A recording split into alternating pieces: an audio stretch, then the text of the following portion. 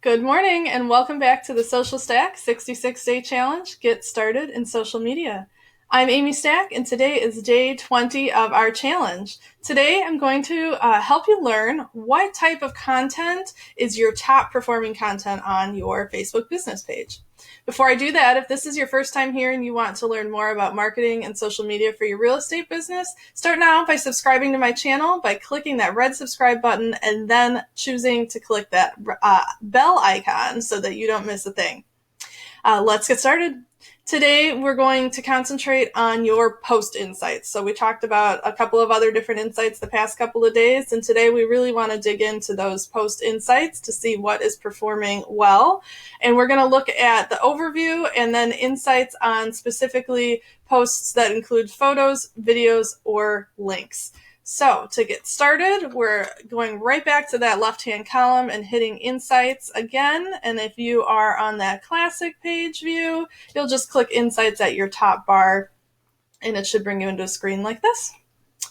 Okay, so today for your post views and insights, we're going to come over to this column here and just hit Posts.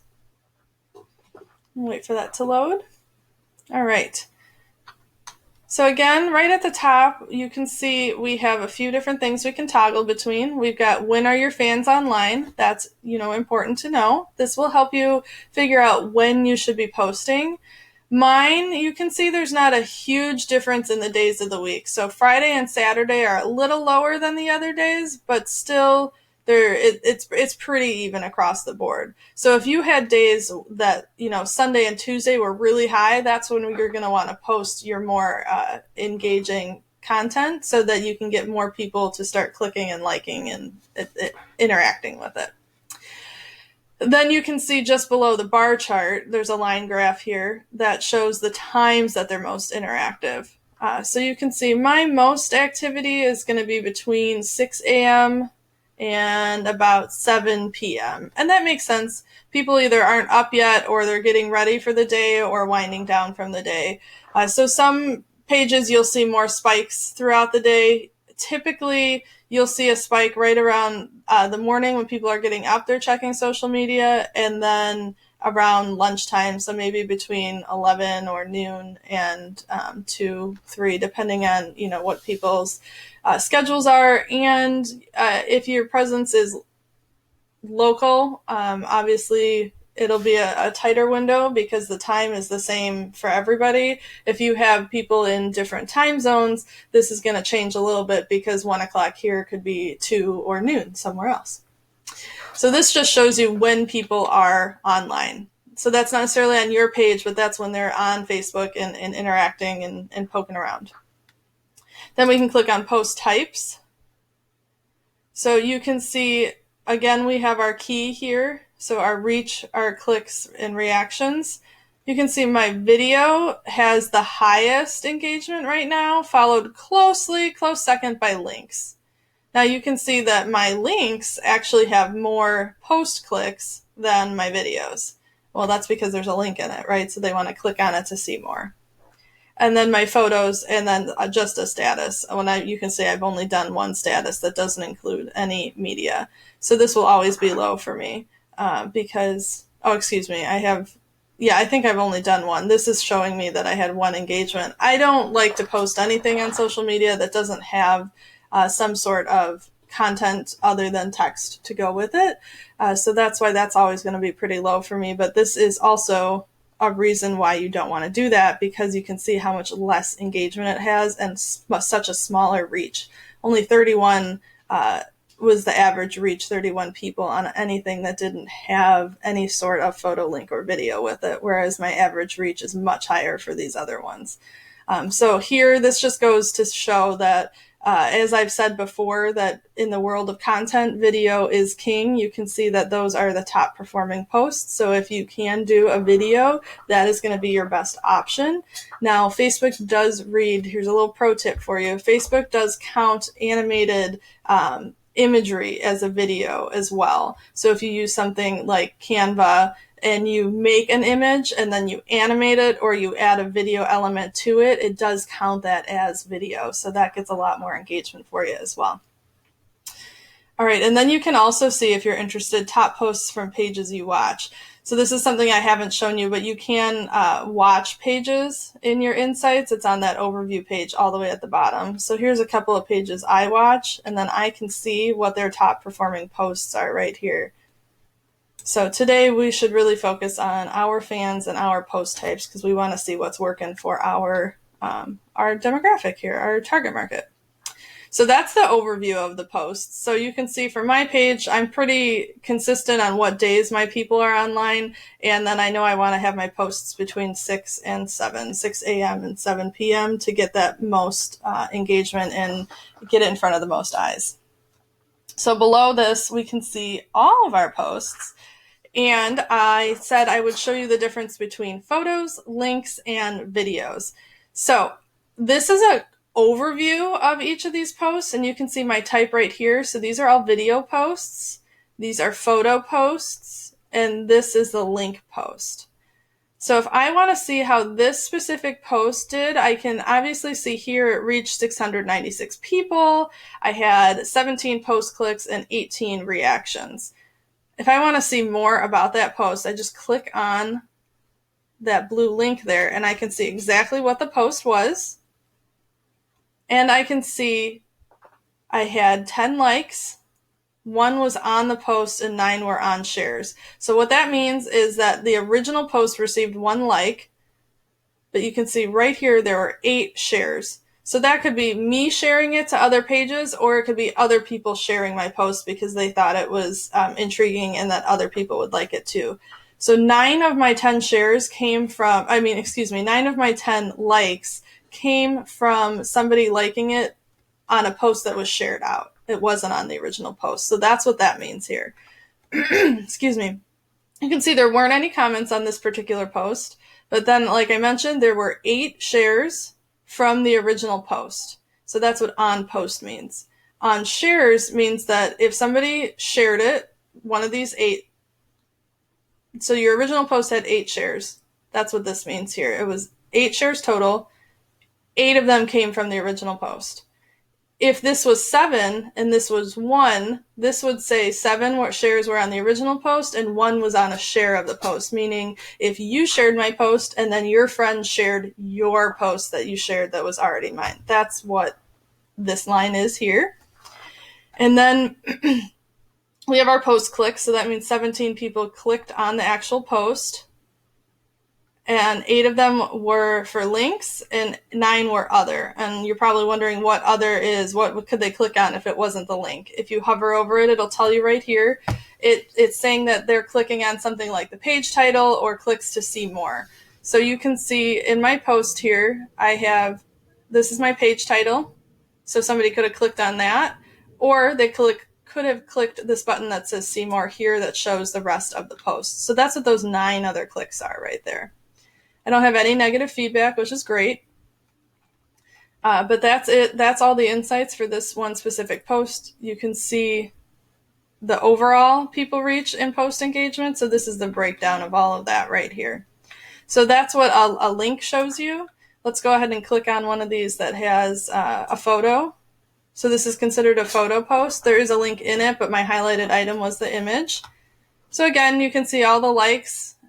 And I had all my likes were on shares. You can see there are 9 shares. 2 people clicked my photo, 6 people clicked the link in here, and then there were 21 other clicks, meaning, again, they clicked here or they clicked this see more option. So it's pretty similar. Then let's go ahead and look at videos. Before I click this, I want to kind of point out these are in chronological order, so this is the newest one. This one I just posted this morning, so you can see obviously there's not as much reach on that just yet. But you'll see a trend here that we have, typically it's going to go up. This one didn't perform quite as well as my other posts, but typically it's going to go up the farther you go.